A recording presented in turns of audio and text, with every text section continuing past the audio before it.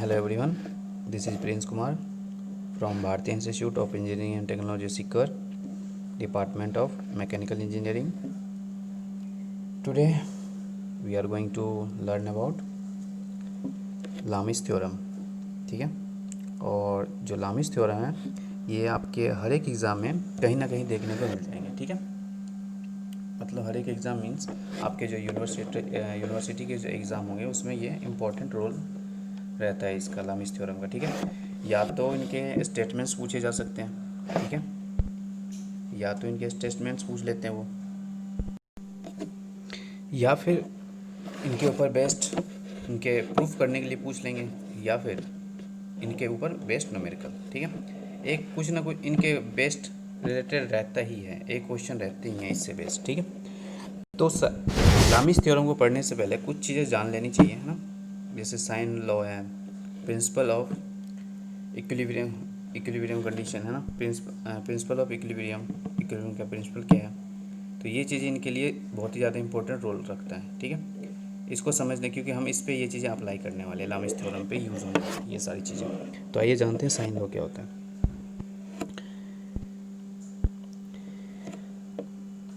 Sign law की बात करते हैं ना. Refer to the triangle A B C. हमने माना एक ट्रायंगल है ए बी सी. ठीक है, विथ साइड, इसके साइड मान ली ए बी स्मॉल में और ये सी.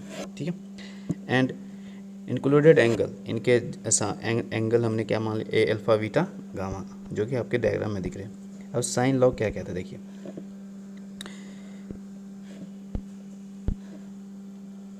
जो यहाँ पे साइड है, वन बाय वन साइड चल, जैसे ए साइड की बात कर लेते हैं. अब ए साइड के लिए साइन रूल के अकॉर्डिंग क्या होगा, ए अपॉन इसके जो सामने का जो एंगल होगा उसके साइन के, है ना, ए अपॉन उसके सामने के जो एंगल होंगे उतना अपॉन हो जाएंगे, फिर बड़ा इक्वल्स टू, फिर नेक्स्ट साइड को दीजिए बी. देखिए B upon sine of B.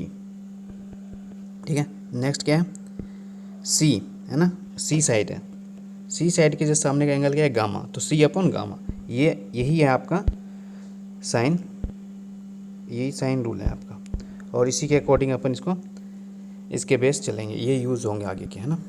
और नेक्स्ट जो पॉइंट है यूज़ होने वाली इसी में, इक्विलिब्रियम, है ना, प्रिंसिपल ऑफ इक्विलिब्रियम. ठीक है, अब प्रिंसिपल ऑफ इक्विलिब्रियम को जानने से पहले इक्विलिब्रियम क्या होता है वो समझ लेते हैं. A body is said to be in equilibrium in a state if the body is either at rest or in moving at constant velocity. देखिए कोई बॉडी इक्विलिब्रियम कब कहलाता है, जब या तो वो रेस्ट कंडीशन में हो या फिर मूविंग कंडीशन में हो, लेकिन, है ना, कांस्टेंट वेलोसिटी के साथ. ठीक है, तब तो वो बॉडी क्या कहलाएगा आपका, तब वो बॉडी इक्विलिब्रियम कहलाएगा, है ना, इक्विलिब्रियम स्टेट में कहलाएगा. ठीक है, if the resultant of a member of forces acting on a body is zero. ठीक है, अब देखिए किसी भी बॉडी के ऊपर, है ना, नंबर्स ऑफ फोर्सेस लग रहे हैं. ठीक है, the body will be in equilibrium. अब देखिए नंबर्स ऑफ फोर्सेस बहुत सारे, कोई भी बॉडी है ना, उसके ऊपर नंबर्स ऑफ फोर्सेस लग रहे हैं. ठीक है, जैसे ये बॉडी है, इसके ऊपर एक फोर्स यहाँ लग रहा है, एक यहाँ लग रहा है, एक इधर लग रहा है, एक कहीं और लग रहा है, ऐसे नंबर्स ऑफ फोर्सेस लग रहे हैं. ठीक है, उस कंडीशन में अगर इसका रिजल्टेंट, है ना, such acting on the body will such a force whose resultant is zero. अगर इसका रिजल्टेंट क्या हो जाएगा, जीरो के बराबर हो गया, तो ये क्या कहलाएगा, इक्विलिब्रियम कंडीशन, इस एक इक्विलिब्रियम स्टेट में कहलाएगा ये बॉडी. ठीक है, ये था इक्विलिब्रियम. अब प्रिंसिपल ऑफ इक्विलिब्रियम क्या होता है. प्रिंसिपल ऑफ इक्विलिब्रियम देखो बहुत सारे फोर्सेस के लिए, सबके लिए अलग अलग होता है. जो इम्पोर्टेंट है जैसे कि जैसे 2 फोर्सेस के लिए, 3 फोर्सेस के लिए, 4 फोर्सेस के लिए ये मेनली पूछे जाते हैं, है ना, और ये इम्पोर्टेंट भी है ये तीनों ही. तो इसको जान लेते हैं अपन. अगर हम प्रिंसिपल ऑफ इक्विलिब्रियम की बात करें 2 फोर्सेस के लिए, ठीक है, if a body in equilibrium is acted upon by two forces, then they must be equal, opposite and collinear. देखिए, अगर कोई बॉडी है, ठीक है, उसके ऊपर दो फोर्सेस काम कर रहे हैं, एक तो ये, एक ये, तो इसके लिए कंडीशंस क्या रखा, ये क्या होंगे, ये इक्वल तो होंगे। अब देखो, इसको इक्विलिब्रियम रखने के लिए क्या क्या कंडीशन दे दी, ये और ये फोर्स इक्वल होना चाहिए। जैसे यहाँ पे F1 है और ये F2 है, तो दोनों इक्वल होना चाहिए। अगर कोई भी ज़्यादा होगा, जैसे F1 ज़्यादा होगा तो इसको F1 की ओर खींच के लेके चला जाएगा, और अगर F2 ज़्यादा होगा तो क्या होगा, F2 की ओर खींच के चला जाएगा। जैसे टग ऑफ वार में आपने देखा है, जब टग ऑफ वार का गेम होता है तो दोनों साइड से टीम मेंबर खींचते हैं, है ना, रोप को खींचते रहते हैं। अब जिस साइड फोर्स ज़्यादा हो जाता है उस साइड वो खींच के लेके चले जाते हैं, तो तब वो इक्विलिब्रियम कंडीशन नहीं है। और इक्विलिब्रियम कंडीशन कब तब रहती है, जब दोनों साइड से फोर्स बराबर है और कोई खींच नहीं पा रहा है, वो भी कोशिश कर रहा है, ये भी कोशिश कर रहा है, ठीक है। तो ये रुकी हुई अवस्था में होनी चाहिए, तो इक्विलिब्रियम कंडीशन में यहाँ पे हो जाएगी। और ये हमेशा क्या होगा, एक दूसरे के अपोजिट हो रहे हैं, है ना, और कोलिनियर है, मतलब एक ही लाइन में काम कर रहे हैं ये, ठीक है। और आपने कोलिनियर फोर्सेस भी पढ़ा था, इसका एग्जाम्पल, एक बेस्ट एग्जाम्पल है टग ऑफ वार का, ठीक है।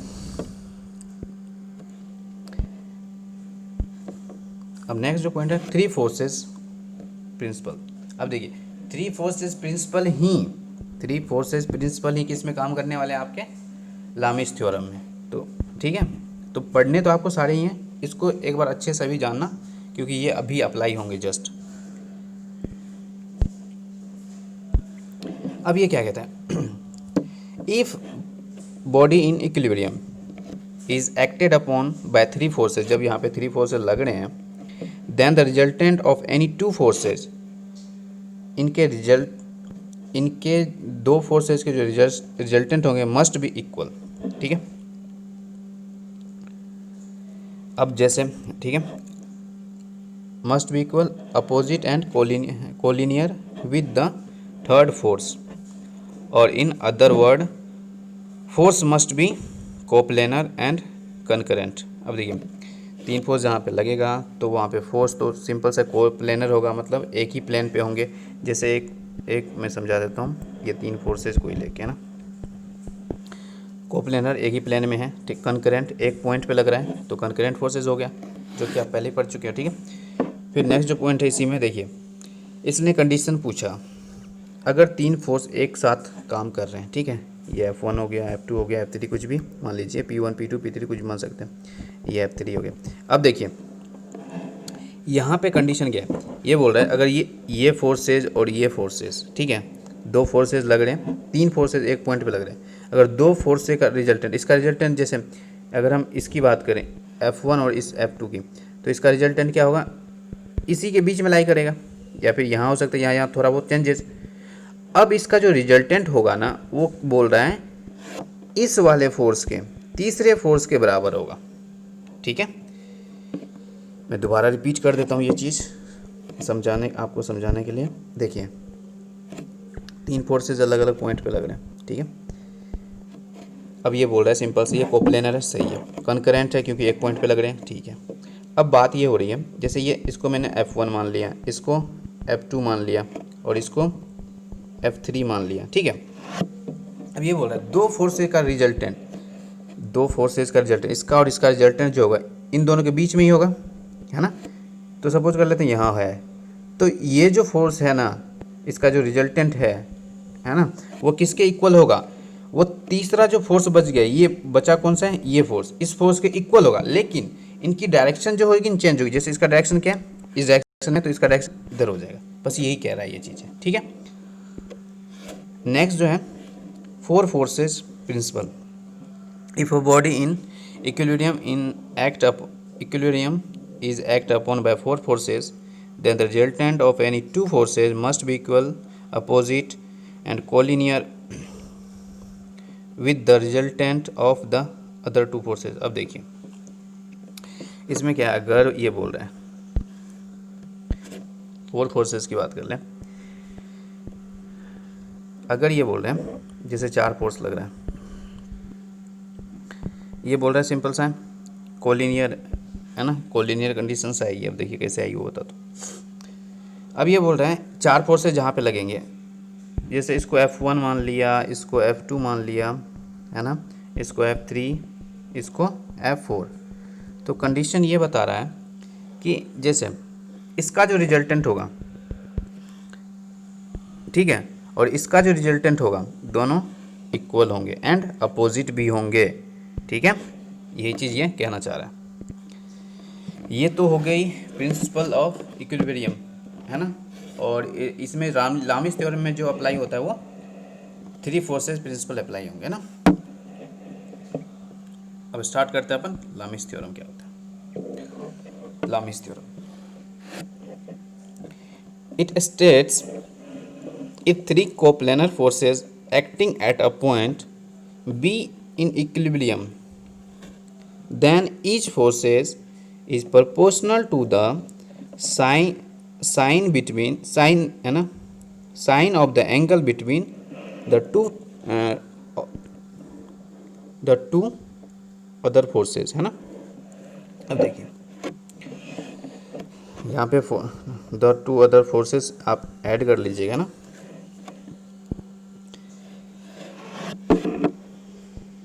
अब देख लीजिए, ये बोल रहे हैं अगर 3 कोई, है ना, जैसे यहाँ पे ये दिख रहा है आपको डायग्राम, फिगर ए की बात कर रहे हैं। अगर ये बोल रहे हैं 3 फोर्सेज है ना, जो मान लिया एक पी मान लिया, क्यू मान लिया, आर मान लिया, ये अपने अकॉर्डिंग मान सकते हो, F1 F3 भी मान सकते हो, कोई प्रॉब्लम नहीं है ना। देखिए 3 फोर्सेज मान लिया और हमने यहाँ पे एंगल क्या माना है, देखिए where P Q R 3 forces and alpha beta gamma are the angle between as so in figure. देखो उनके बीच का एंगल हमने मान लिया है ना, एक के बीच का, जैसे देखो आर और क्यू के बीच का एंगल अल्फा मान रखा है मैंने, पी और क्यू के बीच का गामा, और पी और आर के बीच का एंगल क्या मान रखा है हमने, बीटा मान रखा है, ठीक है। अब साइन ये जो लामिस थ्योरम कहता है, इसका स्टेटमेंट ये है, देखिए अगर ये तीनों क्या है इक्विलिब्रियम कंडीशन में, ठीक है, तो ईच फोर्सेज मतलब टोटल जो फोर्सेज, अगर हम एक की बात करें, पी किसके प्रोपोर्शनल होगा, साइन एंगल, किसके sign angle, between 2 other forces के, साइन के साथ में साइन एंगल होंगे किसके प्रोपोर्शनल है, अदर टू फोर्सेज के एंगल के बीच के। अब देखिए तो यहाँ से क्या बन जाएगा, अगर हम P फोर्स के सामने वाला एंगल क्या है, अल्फ़ा, तो P अपन क्या हो जाएगा आपका साइन अल्फ़ा। और अगर Q माने, Q के सामने का एंगल क्या है, सामने का एंगल कह लो, या फिर उनके सामने वाले फोर्स के 2 अदर फोर्स के बीच के एंगल कितने हैं, बीटा, तो बीटा Q अपन साइन बीटा। और यहीं से, और अगर हम R की बात करें, R के इसके सामने का एंगल हो गया गामा, तो R अपन साइन गामा। यही होता है आपका लामिस थ्योरम, ठीक है। अब ये लामिस थ्योरम तो ये तो इसका स्टेटमेंट अगर 2 नंबर में पूछा जाता है, 2 नंबर 3 नंबर में, तो ये इतना ही छोटा रहेगा। लेकिन अगर वो 8 नंबर का डेरिवेशन पूछ देता तो ये इसका प्रूफ पूछता है ना। लामिस थ्योरम प्रूफ कीजिए, प्रूफ लामिस थ्योरम। तो अब वो समझते हैं कैसे, वो प्रूफ कर लेते हैं अपन। प्रूफ ऑफ लामिस थ्योरम, देखिए प्रूफ ऑफ लामिस थ्योरम से देखो कॉन्सेप्ट यही है। अब इसी डायग्राम को हमने आगे एक्सटेंड किया है, उसी में थोड़ा बहुत ऐड किया है, ठीक है। ये डायग्राम यही रहेगा, मेन डायग्राम यही है, उसी में थोड़ा सा ऐड किया है, ये देखिए। अब ऐड करके हम इसको एज अ एक ट्रायंगल बना लेंगे।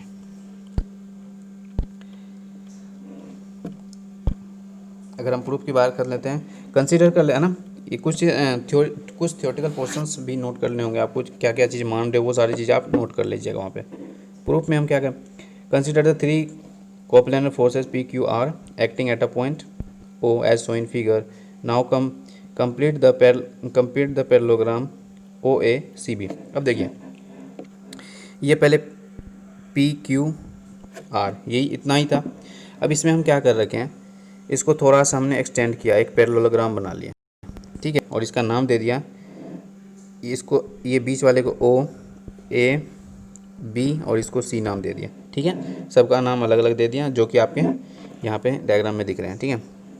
With the side OA OB, इसमें साइड साइड क्या हो गया आपका ओ ओ ए, एक सेकेंड, ये हो गया ओ ए और ओ बी की बात कर ले, ठीक है।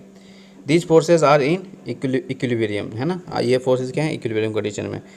Therefore the resultant of the forces P Q must be in line with O D and equal to R but in opposite direction. जैसे देखिए प्रिंसिपल ऑफ अभी जस्ट हमने पढ़ा था प्रिंसिपल ऑफ इक्विलिब्रियम, उसमें क्या बता रहा था कि देखिए पहले तो हमने क्या किया कि इस तीनों फोर्स से इसको हमने एक पैरेललोग्राम बना लिया, जिसे थोड़ा सा आगे बढ़ा दिया, इसको एक्सटेंड कर दिया सी तक, बी को इधर एक्सटेंड कर दिया, ठीक है, एक पैरेललोग्राम। अब ये कहता है देखिए अब फोर्स तो यही है अपना, ठीक है। अब ये वो इसमें जस्ट हमने पढ़ा है कि इसका रिजल्ट, इसका देखिए इसका जो रिजल्टेंट होगा वो ये है, इसको मान लिया हमने, ये किसके बराबर होगा, अगले तीसरे फोर्स के बराबर होगा और वो अपोजिट डायरेक्शन में होगा, जो कि हमने डायग्राम में मान रखा है, ठीक है। हम ये जो रिजल्टेंट है, इस डायरेक्शन में रिजल्टेंट वो इसके अपोजिट में हमने इसको मान लिया आर, ठीक है। अब आगे चलते हैं, आगे हमने बस इनको माना ही है पॉइंट्स टू पॉइंट। अब देखिए from geometry of a figure हमने ट्रायंगल जो माना है, देखिए कोई एक ट्रायंगल को लेके चल रहे हैं हम, अभी ट्रायंगल को लेके कौन सा चल रहे हैं, ओ ए सी को है ना, ए ओ सी को चल रहे हैं लेके, है ना।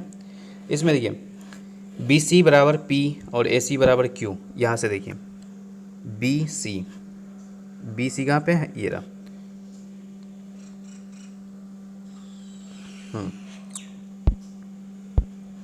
अब यहाँ से आप एक बताओ, ये फोर्स इसके पैरेलल है, तो कहने का मतलब ये जो ओ ए होगा वो किसके बराबर हो जाएगा, बी सी के, ठीक है। उसी तरीके से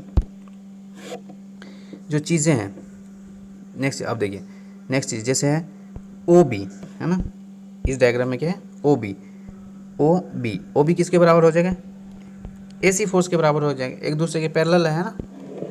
तो ये चीज़ें यहाँ पे हमने मेंशन करें। अब इनके अब एंगल की बात कर लेते हैं। अब देखिए ट्रायंगल ए ओ सी, अगर हम ट्रायंगल ए ओ सी की बात करें तो वो एंगल होगा कितना, वो वन बाय वन हमें एंगल निकालने पड़ेंगे सारे। ट्रायंगल ए ओ सी की बात कर रहे हैं, एंगल ट्रायंगल नहीं सॉरी एंगल ए ओ सी की बात हो रही है। अब देखिए यहाँ पे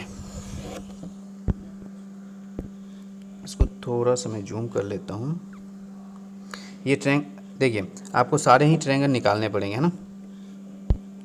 यहाँ पे मेंशन जो किया है देखिए, यहाँ से ए ओ सी की वैल्यू है ना, अब ए ओ सी जो है वो यहाँ पे देखिए, अब ये हमने ट्रायंगल ए ओ सी की बात कर रहे हैं, ठीक है। इसमें ये एंगल पूछ रहा है ए ओ सी, तो मतलब ये एंगल निकालने बोल रहे हैं, ठीक है। अब देखिए लाइन कितने का होता है भाई, 180 का एंगल, और यहाँ पे ये फोर्सेस ये पूछ रहा है, और ये वाला कितना देर का बीटा, तो टोटल 180 होता है, तो ये कितने हो जाएंगे 180 माइनस बीटा, ठीक है। ये देखो फिर से मैं समझा देता हूँ इनको, ये जो लाइन है, ठीक है, एक ये फोर्स है ना। अब देखिए इसमें क्या किया इसने, थोड़ा सा डायग्राम के अकॉर्डिंग कर लेते हैं अपन, हाँ अब ठीक है। देखिए ये वाला क्या है, बीटा है, ठीक है, और तो ये टोटल कितना होता है 180, तो ये वाला एंगल कितना हो जाएगा 180 माइनस बीटा, बस इतना ही करना है, जो कि यहाँ पे हमने मेंशन कर रखा है। अब नेक्स्ट जो एंगल हम निकालने वाले ए सी ओ हम निकालेंगे ना।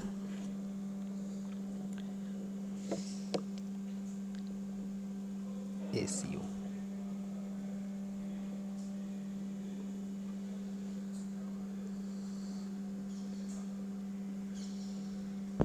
अब देखो, अब देखिए ए ओ हमें ये एंगल निकालनी, देखिए आपने पहले भी ये चीज़ पढ़ रखी है 12th क्लास में, जब जेड सेक्शन बनता है तो आपका क्या होता है, ये एंगल और ये एंगल सेम होता है। उसी तरीके से अगर हमें ये एंगल निकालने के लिए बोल रहे हैं, ये एंगल है ना, तो हम क्या कर सकते हैं, यहाँ पे देखो एक जेड सेक्शन बन रहा है, तो ये एंगल और ये एंगल क्या होगा, सेम हो जाएंगे। तो कहने का मतलब अगर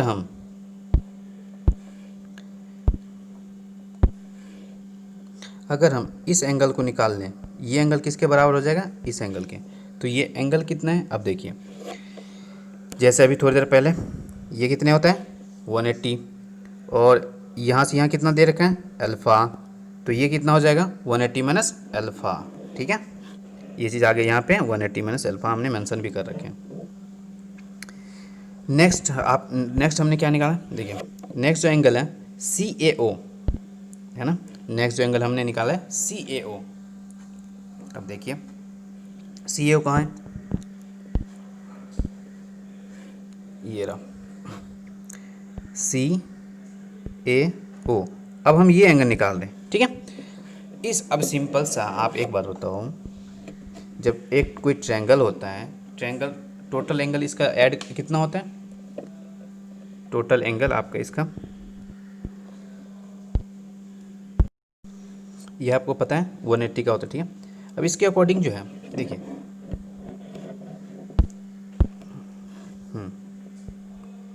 हमें ये निकालना है, तो टोटल क्या है भैया, ये क्या होता है 180 होता है। तो हम ये एंगल मालूम हो गया यहाँ पे, है ना, ये एंगल मालूम हो गया, हमें ये निकालना है, ठीक है। तो हम क्या करेंगे 180 में से अगर हम इस दोनों एंगल को माइनस कर दें तो ये तीसरा वाला एंगल आ जाएगा, सिंपल सा है, ठीक है। अब देख लीजिए वही हमने किया, 180 में से जो दो एंगल हमने निकाल रखे हैं उसको माइनस कर दिया है। माइनस करने के बाद हमारे पास अभी भी ये कंप्लीट नहीं हुआ, हमारे पास ये चीज़ आ गई, ठीक है। तो 180 minus 180 plus beta minus 180 plus alpha, ये सॉल्व करके हमें ये चीज़ आ गई अल्फ़ा प्लस बीटा माइनस 180, ये चीज़ निकल गई थर्ड एंगल CAO। अब देखिए इससे पहले वाला जो फोर्स है वो बीटा के सिर्फ एक एंगल पे 180 माइनस बीटा, उससे पहले वाला, उसके बाद 180 माइनस अल्फ़ा। तो सिंपल सब में एक ही एंगल है ना, एक एंगल में हम जो भी एंगल है सब में एक है, इसमें दो चीज़ यूज हो रही है अल्फ़ा प्लस बीटा। तो हमें इसको गामा में कन्वर्ट करना पड़ेगा प्रूव करने के लिए ना। तो देखिए आपको पता है, अब एक चीज़ और देखो आप, जैसे ये चीज़ें होती हैं है ना, इसको हमने क्या मान रखा है, इसको एक को अल्फ़ा बीटा एक को गामा ऐसे माना है ना, तीन एंगल। और आपको पता है एक सर्कल कितने का होता है एंगल 360, ठीक है। तो कहने का मतलब alpha beta gamma equals to कितने किसके बराबर हो जाएंगे 360 के, जो कि यहाँ पे हमने लिख रखा है alpha beta plus gamma equals to 360। क्योंकि सिंपल सा है ये ये जो तीनों फोर्सेज है ऐसे लग रहा है, इस टाइप से लग रहा है, और ये एक सर्कल बन रहा है, एक सर्कल कितने का होता है 360 का, ठीक है। यहाँ से हम क्या करेंगे, इसको कैलकुलेट करके अपने पास वैल्यू किसकी आ जाएगी, CAO की वैल्यू आ जाएगी आपके पास, ठीक है। CAO की वैल्यू क्या आ जाएगी 180 माइनस गामा। तीनों एंगल अपने पास आ चुका है, और तीनों एंगल आपके क्या क्या आए हैं वो देख लीजिए। देखिए तीनों एंगल ये रहा। अब तीनों एंगल की अगर हम बात कर रहे हैं, ठीक है, यहाँ पे ये कितना है 180 माइनस बीटा, और ये कितना है 180 माइनस गामा, 180 माइनस अल्फ़ा, तीनों एंगल अपने निकल गए। अब यहाँ पे आप साइन रूल अप्लाई कर लो, जैसे अभी थोड़ी देर पहले हमने साइन रूल पढ़ा उसके अकॉर्डिंग। अब यहाँ पे जो फोर्सेस है ये चीज़ ध्यान रखना आपको, ये क्या है तीन फोर्सेस हैं, ये P है, ये R है, और ये आपके ये इसके पैरेलल है, तो ये क्या हो जाएगा Q हो जाएगा। ये P हो गया है, ये R हो गया, ये Q हो गया, तीन एंगल हो गए। यहाँ से आप इसकी वैल्यू इजीली निकाल सकते हो। अब देखो applying sine law in triangle AOC में हम अप्लाई करेंगे, तो इनके साइड क्या क्या है, इनके साइड क्या है, हमने AO मान लिया है ना, इनके साइड ये रहा AO क्या है P, ठीक है। AO अपन कौन सा एंगल हो जाएगा, ये वाला एंगल, ठीक है। और ये कहाँ पे, ये यहाँ पे मेंशन हो जाएगा P अपन ए ओ किसके बराबर है ना, ए ओ, और ए ओ इसके जस्ट सामने वाले एंगल के बराबर हो जाएंगे, ठीक है। तो उसी तरह से यहाँ से क्या आ जाएगा आपका, अगर डायरेक्ट अगर देखो,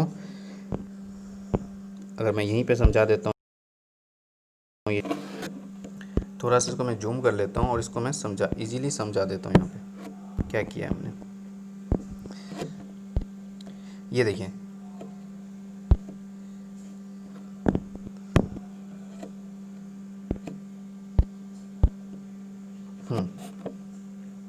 ये 3 एंगल है, ठीक है। ये P है आपका, ये Q है, सॉरी ये R है, और ये Q है ना, और एक ट्रायंगल बन गया। अब जैसे यहाँ से अगर साइन रूल अप्लाई करेंगे तो P अपन क्या हो जाएगा, P अपन हो जाएगा 180 साइन 180 माइनस अल्फ़ा, ठीक है। और अगर हम इसकी बात कर लेते हैं, ठीक है, यहाँ से साइन P अपन साइन 180 माइनस अल्फ़ा, और इसके अकॉर्डिंग क्या हो जाएगा, ए सी, हमने ए सी इसको मान रखा है ए बी सी में कन्वर्ट, ए बी सी में कर लिया है ना।